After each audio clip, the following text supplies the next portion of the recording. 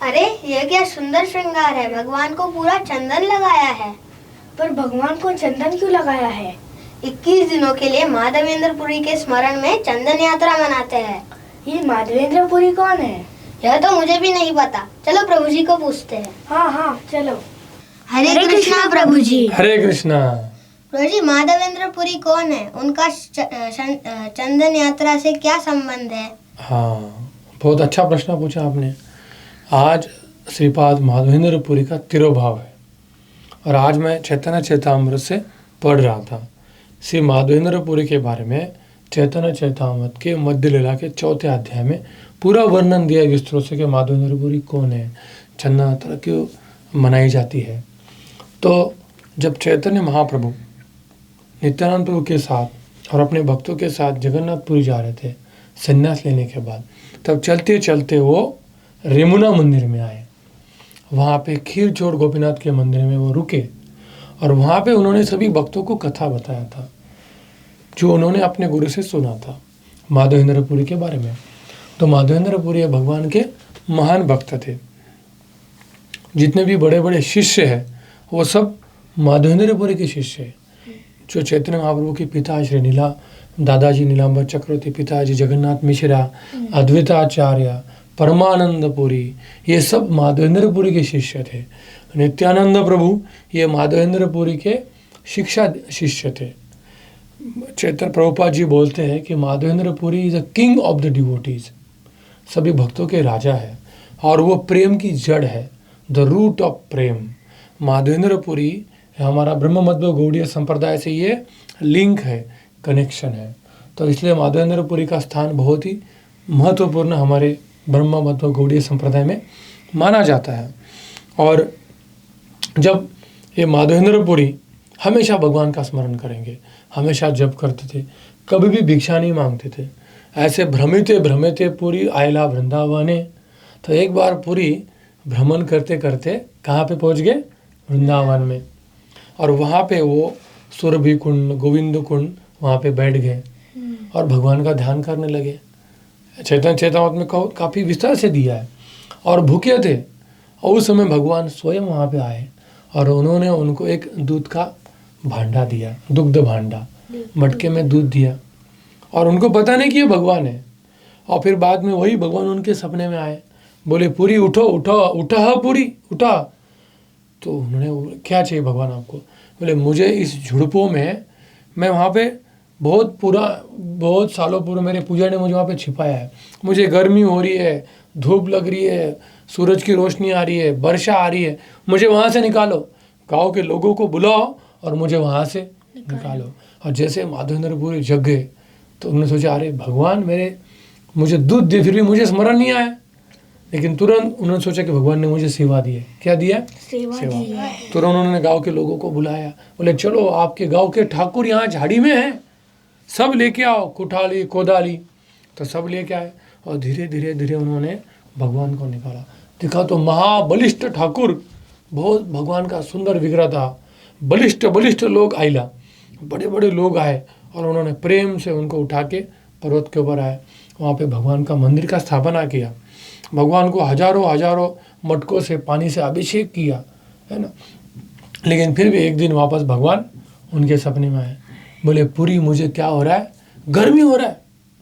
क्या हो रहा है? गर्मी हो रहा है। तो मलय से चंदन, मुझे तुम जाके मलय चंदन लेके आओ। पूरी मरे होए तापत्र है। तो मलय चंदन मतलब जगन्नाथपुरी में मिलता है। तभी उस समय माधवेंद्रपुरी इतने बूढ़े थे, लेकिन तुरंत उन्होंने, भगवान ने बोला तो चले गए, जगन्नाथपुरी गए, वहाँ से चंदन लेके आए और रेमुना आए। कहाँ है? रेमुना। और वहाँ पे वापस जब आए तो भगवान ने वापस सपने में आके बोला, देखो पूरी, मैं और गोपीनाथ एक ही है, तो आप काम करो, ये चंदन गोपीनाथ को लगाओ। फिर माधवेंद्रपुरी ने वहाँ के भक्तों को बोला कि देखो भगवान ने मुझे ऐसा बोला है, तो कृपया आप मुझे मदद कीजिए।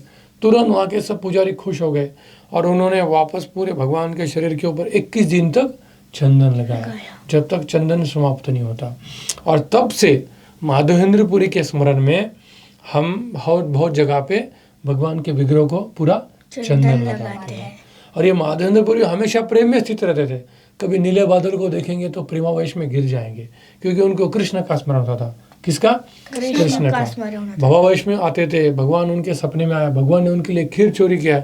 ऐसे ये माधवेंद्र पुरी बहुत ही अद्भुत भक्त थे। प्रभु जी, अगर हम भी एक्सटेसी में आए, हम भी प्रेम से गिरे, हमने भी अश्रु निकाले, तो हमारे सपने में भी भगवान आ सकते हैं क्या? प्रश्न तो आपका अच्छा है। देखिए, हमें कभी भी महान संतों का अनुकरण नहीं करना चाहिए। क्या करना चाहिए? अनुसरण। तो देखो, ये जो माधवेंद्र पुरी ने ये जो प्रेम के अश्रु निकाले, ये उन्होंने लोगों को दिखाने के लिए नहीं किए, ये एक्चुअली वो आते थे। अभी देखिए, चैतन्य महाप्रभु कौन है? स्वयं भगवान। और नित्यानंद प्रभु कौन है? वो भी स्वयं भगवान। बलराम जी जब चैतन्य महाप्रभु यमुना गए थे, वो खुद सबको ये कथा बता रहे। किसकी कथा? माधवेंद्र पुरी की। हाँ, प्रभु कहे नित्यानंद करह विचार, पुरी समा भाग्यवान जगते नाही यार। महाप्रभु बोला, नित्यानंद प्रभु विचार करो कि माधवेंद्र पुरी जैसा कोई त्रिभुवन में भी भाग्यवान नहीं हो सकता है। यार प्रेमावेश हैया प्रकट हईला, सेवा अंगीकार करी जगत तारीला।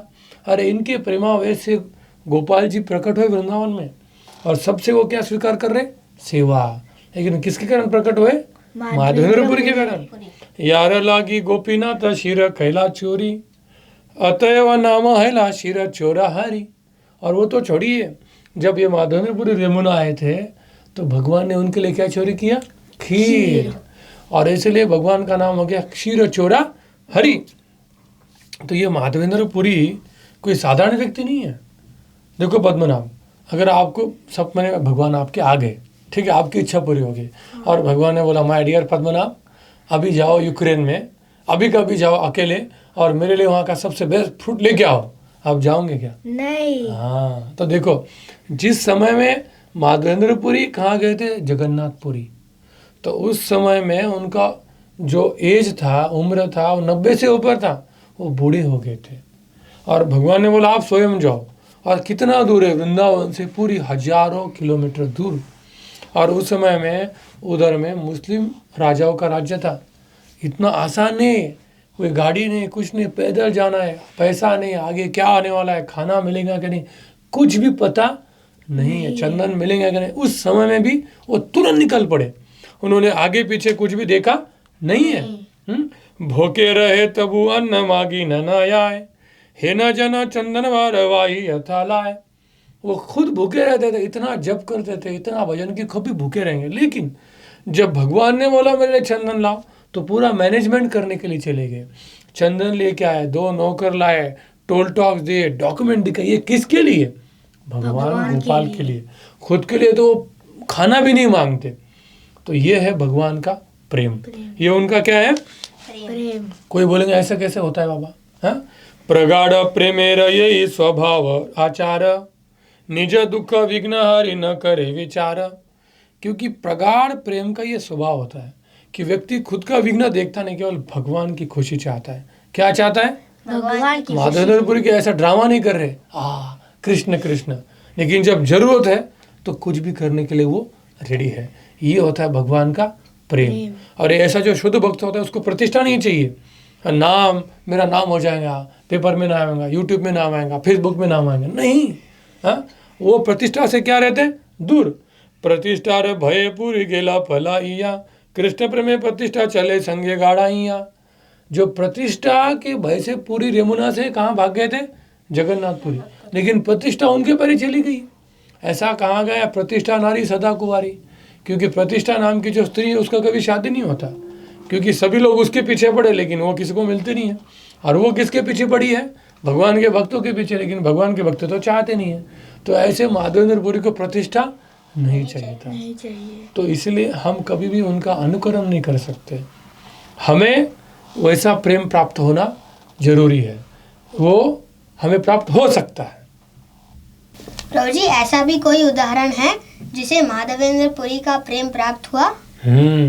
आपने सही प्रश्न पूछा है कि हमें ऐसे महान संतों का अनुकरण नहीं करना चाहिए, उनकी सेवा करनी चाहिए, उनका गुणगान करना चाहिए और उनकी शिक्षाओं का पालन करना चाहिए। आपको पता है कि चैतन्य महाप्रभु के दीक्षा गुरु कौन थे? ईश्वरपुरी। ईश्वरपुरी और ईश्वरपुरी के गुरु कौन थे? माधवेंद्रपुरी। माधवेंद्रपुरी। जब माधवेंद्रपुरी अंतिम समय में अपनी शैया पे थे तो ईश्वरपुरी ने उनका पूरा सेवा किया, उनको भगवान का कथा सुनाया, भगवान का कीर्तन सुनाया, उनकी जो चाहिए वो सेवा की। और अंतिम में माधवेंद्रपुरी ने उनको आशीर्वाद दिया कि मेरे प्रिय पुत्र, तुम्हें कृष्ण का प्रेम प्राप्त हो जाए। और ऐसा करके उन्होंने शरीर छोड़ दिया। और उसी ईश्वरपुरी के पास वो श्रेम प्रेम था जो किसके पास था? माधवेंद्रपुरी के पास था। और इसलिए चैतन्य महाप्रभु ने किससे दीक्षा लिया था? ईश्वरपुरी से। तो इसीलिए अगर हम ऐसे महान संतों का सेवा करें, उनकी शिक्षाओं का पालन करें और जो हमको सेवा दिया है वो हम सेवा करें, तो श्योर है कि हमें भगवान के प्रेम प्राप्त हो जाएगा माधवेंद्रपुरी की कृपा से। ठीक है, तो आज के इस पावन दिन में हम माधवेंद्रपुरी के चरणों में प्रार्थना करें कि हम भी भगवान की सेवा करें, भक्तों की सेवा करें, श्रील प्रभुपाद की सेवा करें। श्रील माधवेंद्रपुरी की जय। श्री चैतन्य महाप्रभु की जय। श्रील प्रभुपाद की। हरे कृष्णा। अगर आपको ये वीडियो पसंद आया होगा तो कृपया लाइक कीजिए, सब्सक्राइब कीजिए और शेयर कीजिए और भक्ति का प्रचार कीजिए। हरे कृष्णा कृष्णा कृष्णा हरे हरे, हरे राम राम राम हरे हरे।